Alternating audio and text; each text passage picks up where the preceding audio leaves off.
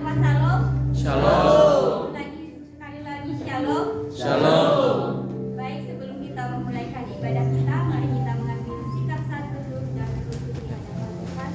Saat teduh.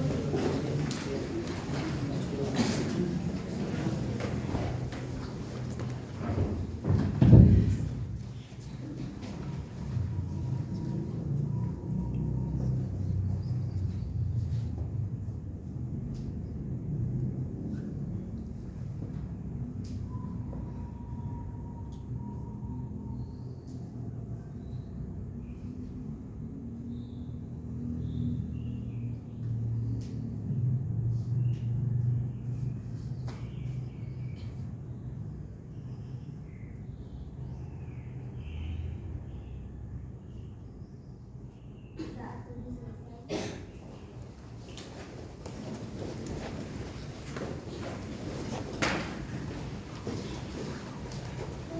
Baik, saya akan membacakan sejarah gereja GBI, Gereja Bethel Indonesia. Pada tanggal 6 Oktober 1970, Pendeta DRHL Senduk dan rekan-rekannya membentuk sebuah organisasi gereja baru bernama Gereja Bethel Indonesia di Kota Sukabumi, Jawa Barat. Pada tanggal 9 Desember 1972, Gereja Bethel Indonesia diakui oleh pemerintah secara resmi melalui surat keputusan Menteri Agama Republik Indonesia nomor 41 tanggal 9 Desember 1972 sebagai sebuah badan hukum gereja yang berhak hidup dan berkembang di bumi Indonesia.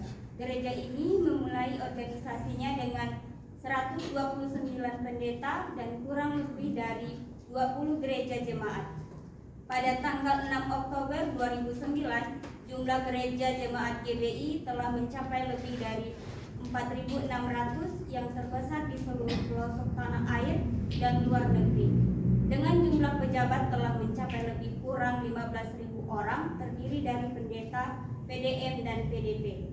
Pada tanggal 6 Oktober 2010, dalam ulang tahun GBI ke-40, GBI telah memiliki 5.048 gereja, 2.456 misi, dan 10.092 pejabat, dan sekitar 2,5 juta jemaat. Pada tanggal 6 Oktober 2016, dalam ulang tahun GBI ke-46, GBI telah memiliki sekitar 5.608 gereja jemaat lokal dengan 17.371 orang pejabat terbesar di seluruh dunia. Tersebar di seluruh dunia. Pada tanggal 6 Oktober 2020, dalam ulang tahun GBI ke-50, GBI telah memiliki sekitar 66.303 gereja lokal yang dilayani 16.867 pejabat dengan lebih dari 3.000 anggota jemaat di seluruh Indonesia dan 27 negara di dunia.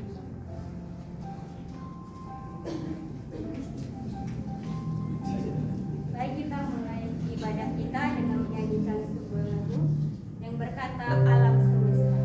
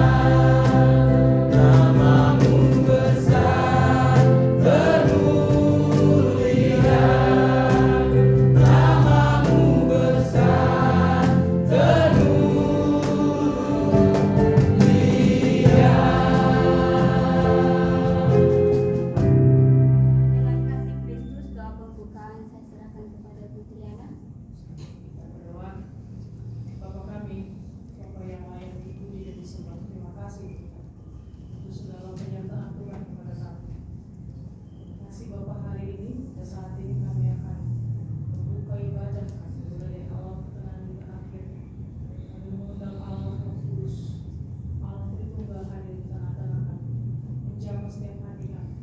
Tuhan mengurangi setiap hamba-Mu yang akan mengambil bagian dalam setiap pelayan. Khusus hamba-Mu yang akan menyampaikan firman kepada kami. Tuhan memberkati. Terima kasih Tuhan. Kami buka ibadah ini hanya di dalam satu nama yang hidup, nama Tuhan Yesus Kristus Juru Selamat kami. Haleluya. Amin. Masih ada sukacita? Amin. Masih semangat untuk memuji Tuhan? Amin. Mari kita nyanyi, jangan lelah.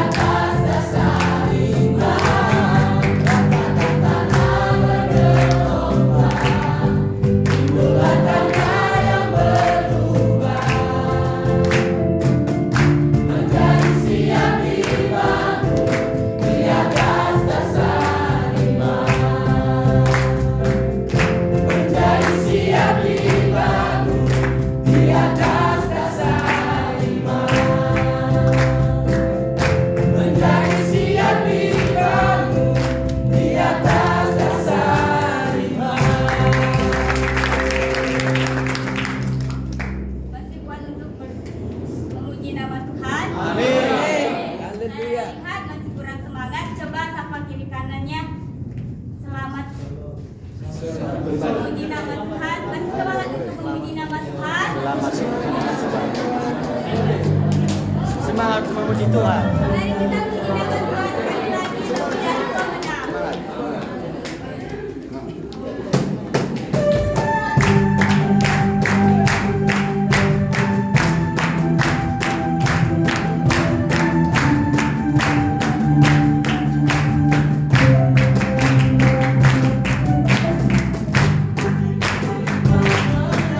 Kalahkan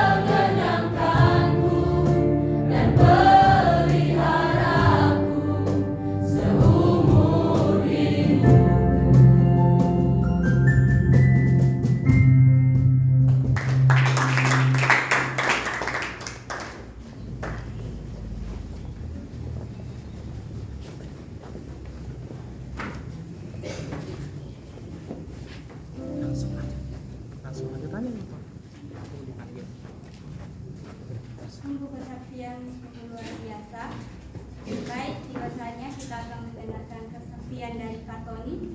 Kepada Kak Tony,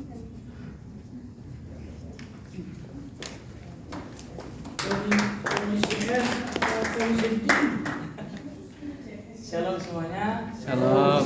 Tuhan, karena kebaikan Tuhan sehingga saya diberi kesempatan di tempat ini untuk memberi kesaksian. Nah, kesaksian saya ini adalah pengalaman pertama saya untuk kesaksian tentang penginjilan ya. Jadi saya pernah waktu liburan pada waktu semester berapa ya? Semester pokoknya bulan Juni kemarin. Bulan Juni kemarin itu saya liburan di Tangerang. Sebelum ke Bandung saya di Tangerang dulu, dan saya sempat diajak oleh teman saya yang berasal dari Maluku juga sama-sama untuk bertemu dengan teman-teman kita yang ada di organisasi LMND. Nah, jadi saya berkunjunglah ke tempat mereka untuk berbincang-bincang tentang masalah politik di Halmahera Barat tempat saya berada. Nah, di situ ada beberapa teman saya yang tidak seagama dengan saya. Ada 4 agama kalau nggak salah yang saya ingat itu. Ada Islam, ada Hindu, ada Buddha, dan ada Kristen. Termasuk saya dan teman saya. Nah, di situ pas saya datang mulai pembicaraan, langsung dikodekan sama teman saya yang dari Islam bilang, kita di sini bicara tentang daerah kita, jangan menyinggung tentang agama, karena di sini kita banyak agama, bukan cuma satu agama. Saya sudah ditegaskan di situ bahwa kita berbicara tentang daerah kita, bukan tentang agama. Akhirnya kita berbincang, dan ternyata memang tidak dapat terhindarkan karena memang kita berbagai agama. Dan akhirnya ada satu orang dari Aceh yang menanyakan tentang, dia awalnya bukan menanyakan, dia menceritakan tentang sejarahnya Islam itu masuk menginvasi Indonesia. Akhirnya dia ceritakan, disimula sama teman saya yang Islam. Udah lah, kita jangan ngomongin Islam terus. Di sini ada teman kita yang nggak berdasar agama Islam, ada Hindu, Buddha, dan Kristen. Akhirnya berdebatlah mulai gimana kenapa Kristen bisa masuk lebih belakangan, kenapa Islam lebih duluan. Dan akhirnya ada teman saya yang ngajak saya, dia bilang, "Wih, kalian mempertanyakan itu sama saya? Di sini ada teman saya katanya, ini dia sekolah teologi, sekolah pendeta. Waduh." Akhirnya saya ditunjuk tuh, disuruh menjawab pertanyaan-pertanyaan itu. Nah, akhirnya saya cuma bilang satu doang, saya cuma bilang Tuhan Yesus itu datang ke dunia tidak membawa agama, baik itu Islam, Kristen, Hindu atau Buddha. Yesus itu tidak datang membawa agama, tetapi Yesus datang itu untuk menyelamatkan orang yang percaya kepadanya. Ya, walaupun kalian Islam, walaupun kalian Hindu, walaupun kalian Buddha, kalian cukup percaya aja, tanpa perlu kalian meninggalkan agama kalian. Kalian cukup percaya dan mengubah cara pandang kalian terhadap Allah yang kalian percaya sekarang itu dengan Yesus. Itu sudah bisa menyelamatkan kalian. Nah, akhirnya mereka bertanya, lantas kenapa kalau Tuhan itu cuma satu? Kenapa ada berbagai banyak agama? Mereka menanyakan itu kepada saya. Kenapa kalau Tuhan itu cuma satu, Tuhan itu Esa, kenapa harus ada banyak agama? Nah, akhirnya saya bilang sama mereka, kita itu sama Tuhan ini nggak tahu dapat ilham dari mana, tiba-tiba ngomong seperti itu aja sama mereka. Akhirnya saya bilang, kita sama Tuhan itu beda dimensi. Saya ibaratkan contohnya, kita itu 2 dimensi dan Tuhan itu 3 dimensi. Saya bilang seperti itu. Jadi kalau kita beda dimensi, otomatis ketika kita melihat hal yang berbeda dimensi dengan kita, maka kita tidak bisa melihat keseluruhan. Maka saya contohkan dengan selembar kertas. Selembar kertas itu kan 2 dimensi dengan tempat pop mie. Tempat pop mie itu kan 3 dimensi. Dia ada ruangnya. Akhirnya saya letakkan tempat pop mie itu di atas kertas dan saya bilang, inilah kita dengan Tuhan. Kertas itu ibaratnya kita manusia 2 dimensi. Ketika Tuhan itu menampakkan dirinya ke dalam wujud manusia, seperti tadi Indomie pop mie itu, tempat pop mie itu kan 3 dimensi. Jadi ketika dia datang di 2 dimensi, yang 2 dimensi lihat itu cuma bagian bawahnya aja. Dia nggak bisa ngelihat atasnya atau isinya pop mie itu, dia nggak bisa lihat karena dia udah bukan dimensinya dia. Si kertas sampai sini dia bisa tahu bagaimana isi dalam pop mie tersebut apa. Makanya saya bilang kalau kita mau cari tahu tentang bagaimana Tuhan mengerti tentang Tuhan, kita nggak akan sepenuhnya tahu sampai mana. Bahkan kita bukan makin mendekat sama Tuhan, justru semakin jauh, karena akhirnya yang kita cuma tahu cuma bagian bawahnya doang, karena tadi kita berbeda dimensi. Nah akhirnya saya cuma bilang itu sebenarnya kenapa ada banyak agama, manusia itu hidup tidak bisa tanpa Tuhan. Akhirnya mereka memerlukan usaha-usaha mereka untuk bagaimana mereka bisa bertemu dengan Tuhan. Namun karena keterbatasan manusia itu tidak dapat bertemu dengan Tuhan, makanya ada berbagai cara banyak manusia untuk sampai kepada Tuhan. Dengan salah satunya itu adalah kepercayaan-kepercayaan lain yang melalui agama, ada yang percaya kepada pohon, batu dan lain-lainnya. Saya juga sempat ikut pari, tapi anehnya pada saat itu saya enggak itu pakai P1 P2 enggak langsung gitu, tapi saya langsung ngomong seperti itu. Dan akhirnya saya cuma bilang bahwa itu Yesus itu datang cuma enggak bawa agama. Cuma cukup kalian percaya, entah kalian mau ibadahnya seperti apa, yang penting fokus diri kalian itu kepada Yesus. Dan akhirnya semua orang bilang, oh ya juga ya. Lantas kenapa sekarang agama ada yang agak, lantas yang mana agama yang benar? Mereka tanya gitu kan.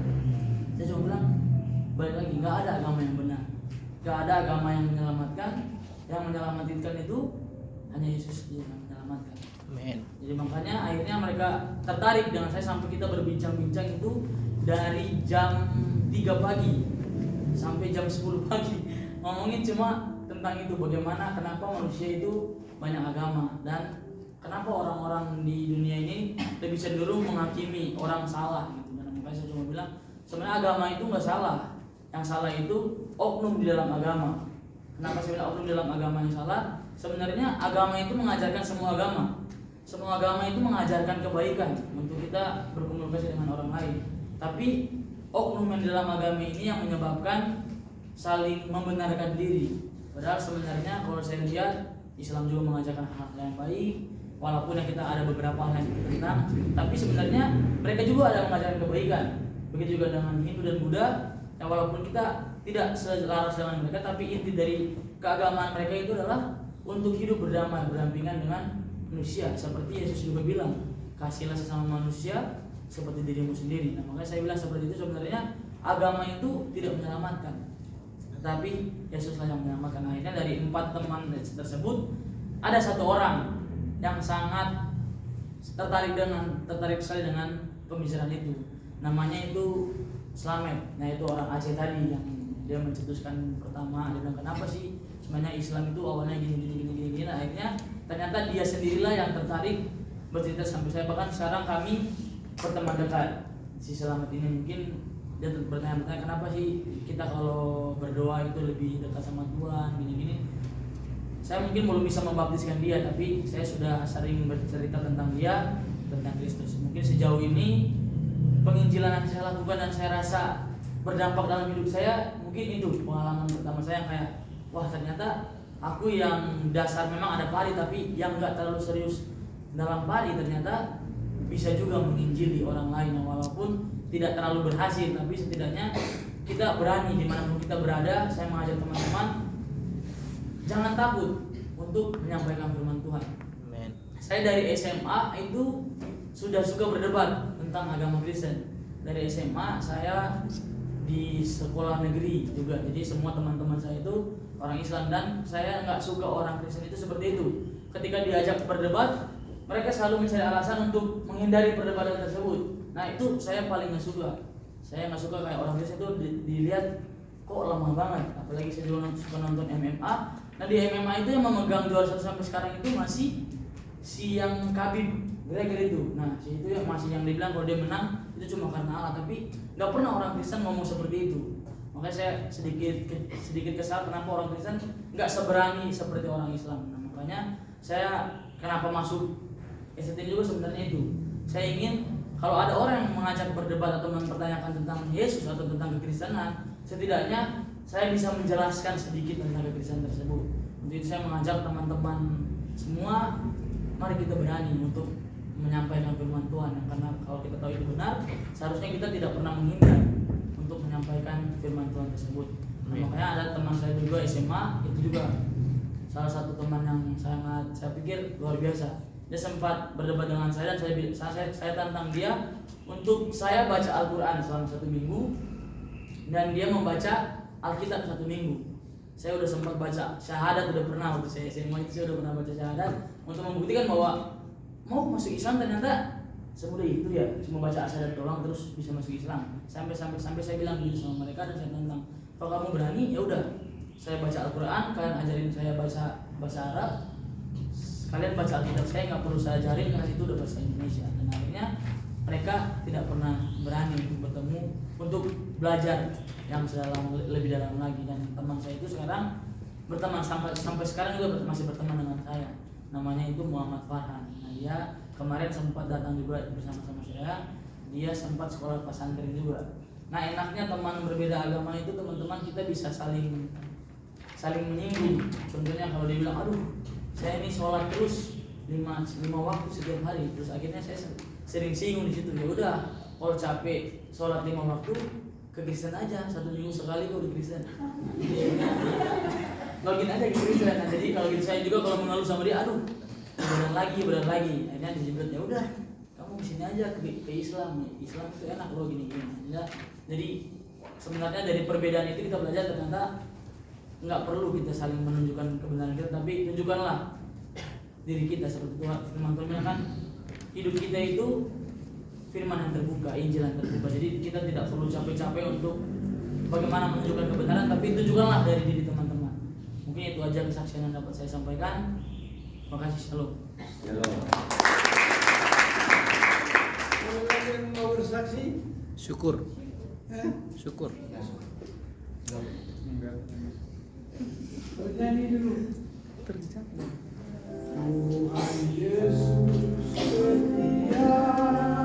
2, 3. Tuhan Yesus setia, Dia sahabat kita dalam segala susahku.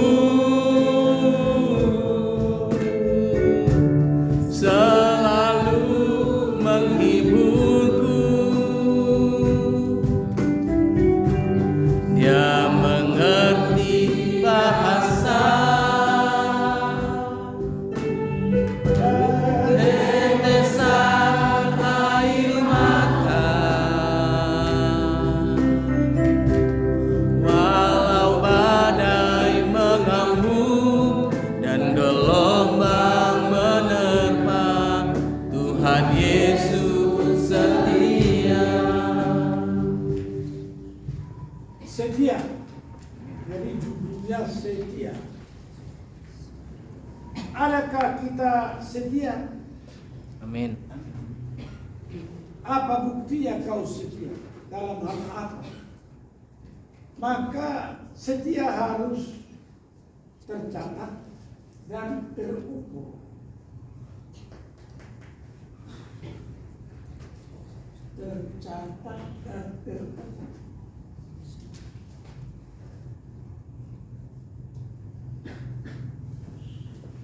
Kalau kamu tidak bisa mencatat dan tidak bisa diukur, lalu kamu bukan makhluk, ya makhluk Tuhan.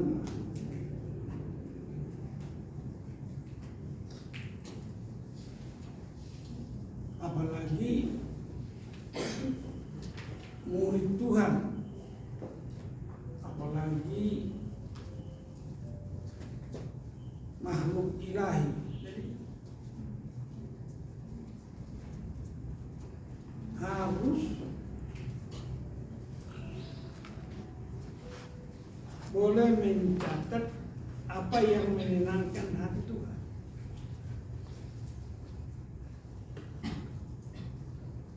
Oh, ini menyenangkan hati Tuhan, ini menyenangkan hati Tuhan.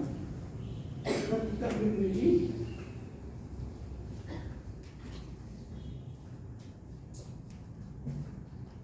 kegiatan-kegiatan aktivitas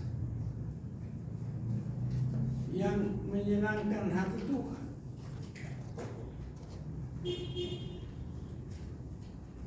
Jadi berapa hal yang bisa kau lakukan menyenangkan hati Tuhan?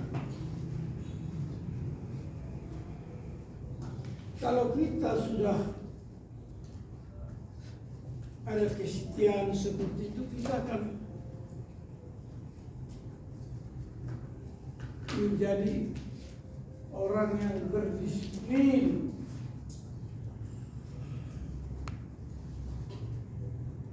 Disiplin.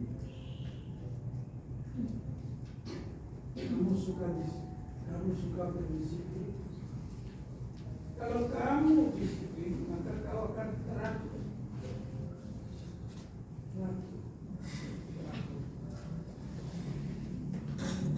Karena berdisiplin.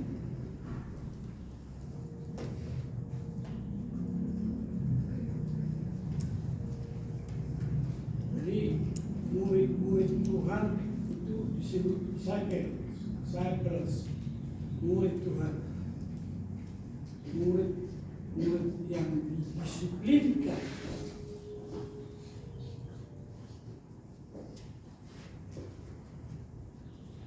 Didisiplinkan. Jadi kalau kamu mau jadi murid Tuhan, kamu harus disiplin.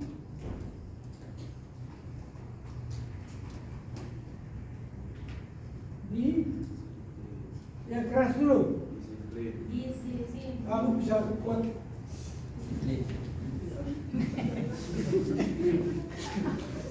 kamu yang disiplin. Ini kalian mengatakan dirinya disiplin, segan. Jadi kalau nggak disiplin, amburadul lah, atau tidak disiplin lah, indisipliner.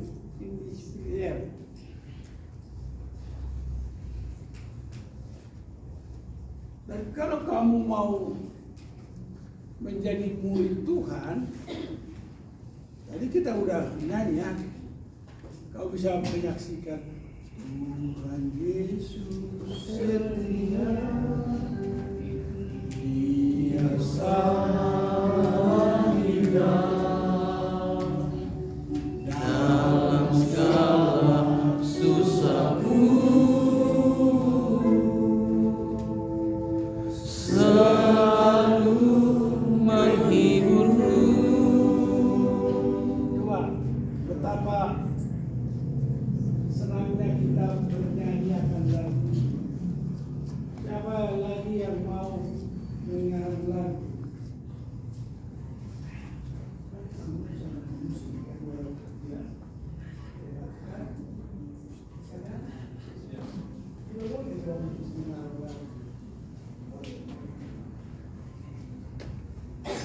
Karena kalau kamu mengarang lagu itu, apalagi lagu rohani kan,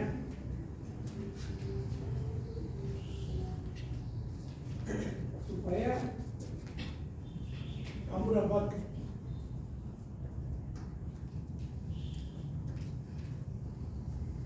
bersaksi lebih jelas lagi. Jagalah hatimu dengan segala Kewaspadaan, karena di dalam situ akan terpancar kehidupan. Nah, gitu loh. Kalau kamu sudah bisa menyatakan kalimat jagalah hatimu dengan segala kewaspadaan, jagalah hatimu dengan segala kewaspadaan, artinya kau harus berdisiplin. Ya loh, kamu jaga hati. Kamu kewaspadaan.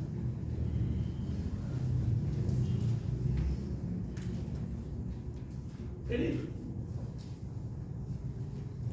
tujuan pembicaraan saya di sini adalah mendisiplinkan diri kita untuk menyenangkan hati Tuhan.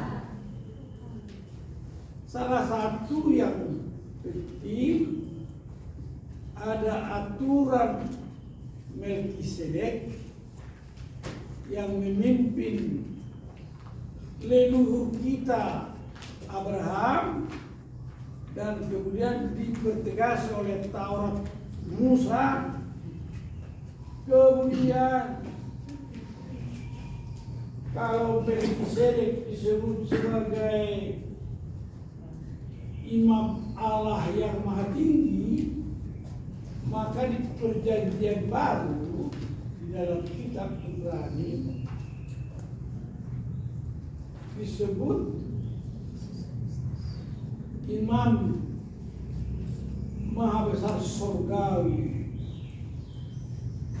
yaitu Yesus.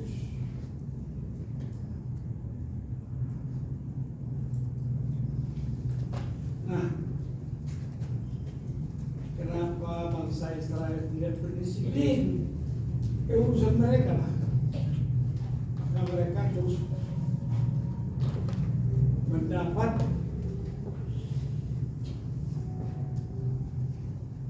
tantangan, ujian terus sampai hari ini. Sampai hari ini mereka sudah kembali ke Palestina, berperang terus. Tidak nyaman. Kenapa? Tidak disiplin. Salah satu tidak disiplin dalam hal apa? Persepuluhan. Mengenal aturan Melkisedek. Dan kita sebagai Israel rohani, kita mengenal hukum kasih yang dibawa oleh Juru Selamat dunia. Jadi aturan Melkisedek yang diatur oleh Maleakhi pasal 3 itu disempurnakan oleh Holy Spirit kepada gereja-gereja. Dulu sidang jemaat yang sekecil, sekarang sudah ribuan gereja.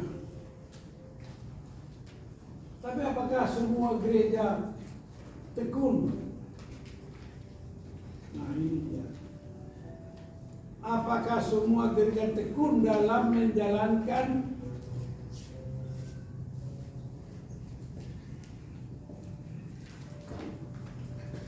firman yang disampaikan oleh Melkisedek dan disampaikan oleh Maleakhi?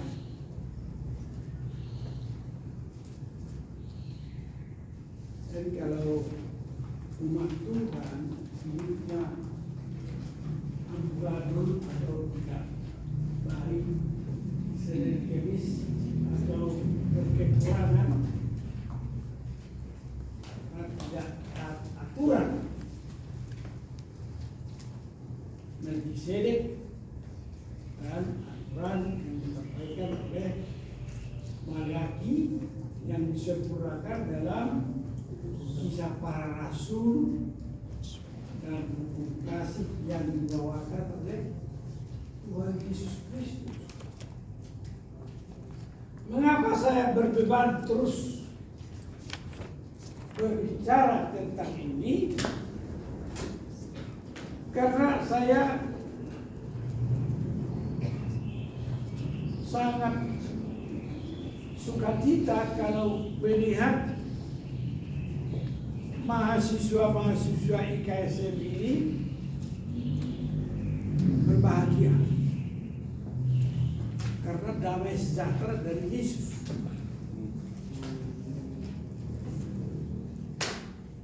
Begitu. Siapa nama? Hubertus. Menyebut namamu aja kau nggak bisa tegas. Ya tegas dulu. Hubertus. Ya, Hubertus. Kau harus tegas. Tanya nama. Saya sangat merindukan kalian berbahagia oleh karena damai sejahtera dari Tuhan Yesus Kristus. Salah satu landasannya adalah apa yang disampaikan oleh Maleakhi. Maleakhi mengatakan dia diutus Tuhan menyampaikan itu. Saya sudah tanda tangan berapa ratus evangelis.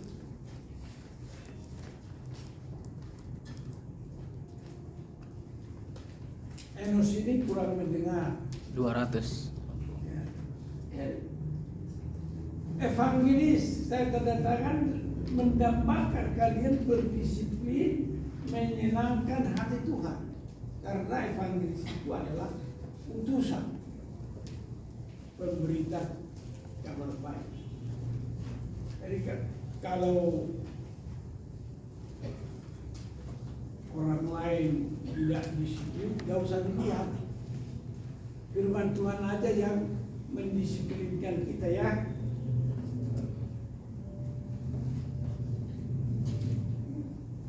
Saya bersedih karena apa? Kalau kalian tidak berbahagia oleh damai sejahtera, maka kita hari ini kita puasa. Ada kesaksian orang yang tadinya dari fundamentalis, orang Muslim, dia menjadi Kristen, lalu dia sangat suka tentang puasa. Dia menyaksikan, karena saya berpuasa maka saya kuat menghadapi ujian dan tantangan yang berat. Dia bilang, dan ibu itu jadi pendeta sekarang. Nah, karena ketekunan ibu ini menjadi pendeta dari orang fundamentalis Islam, kawin sama orang Kristen yang hidupnya tidak disiplin, brutal. Hidupnya suka main band, musik, dan suka perempuan.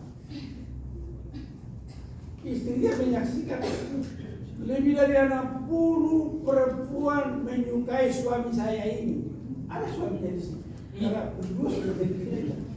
Lebih dari 60 perempuan menyukai suami saya ini.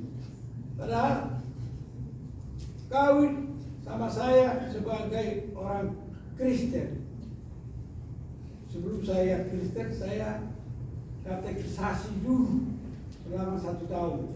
Setelah lulus katekisasi, lalu dia bersedia menikah dengan laki-laki ini.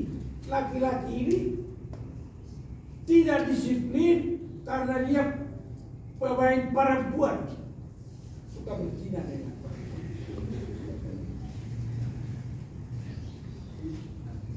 Nah, ketekunan saya menjalankan ibadah di gereja dan saya berpuasa tidak henti-hentinya, dan saya menang karena suami saya sekarang sudah bertobat.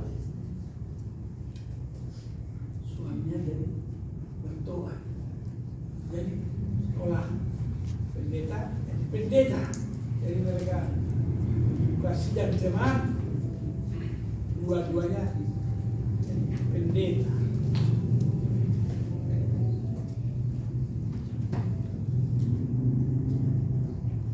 Oleh karena itu,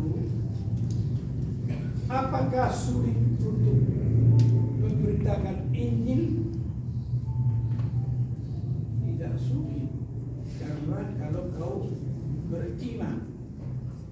Tapi kalau imanmu hanya goyah-goyah angin-anginan, ya kau akan mengeluh terus.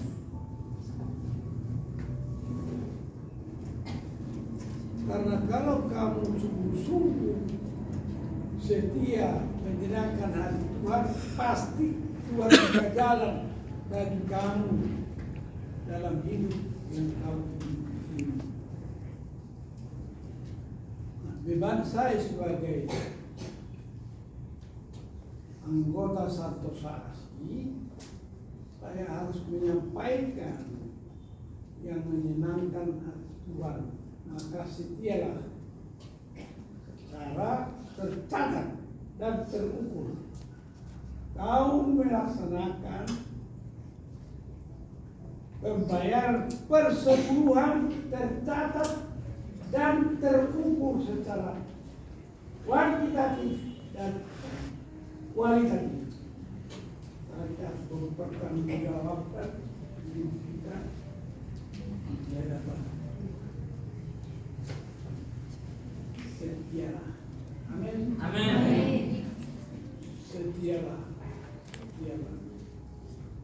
Kalau kau tidak setia, tidak mencatat, tidak terbuku, maka kamu adalah sebagai orang beragama saja. Kamu murid. Beragama kan pendeta, pastor, pengurus gereja itu beragama, tapi bukan murid Yesus.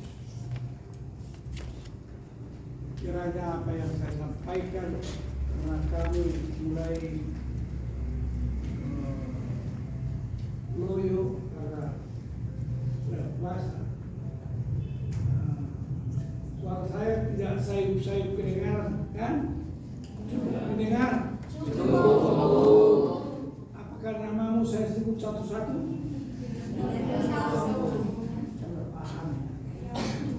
Paham? Paham? Paham. Jangan salah paham atau pahamnya salah. Saya lupa namamu. Sagala bukan? Sagala yang mana? Nggak ada ya? Sagala kemana? Joseph.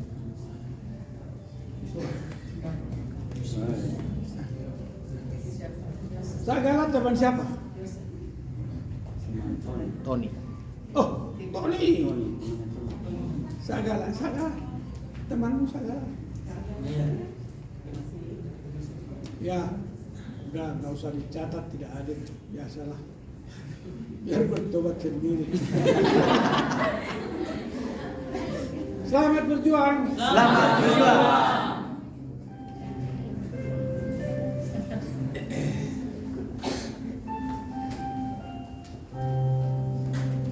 Sungguh kesaksian sungguh luar biasa. Tiba saatnya kita akan mendengarkan sabda kebenaran firman Tuhan yang disampaikan oleh Pendeta Damai. Namun sebelum itu mari kita menyanyikan lagu dengan sayap.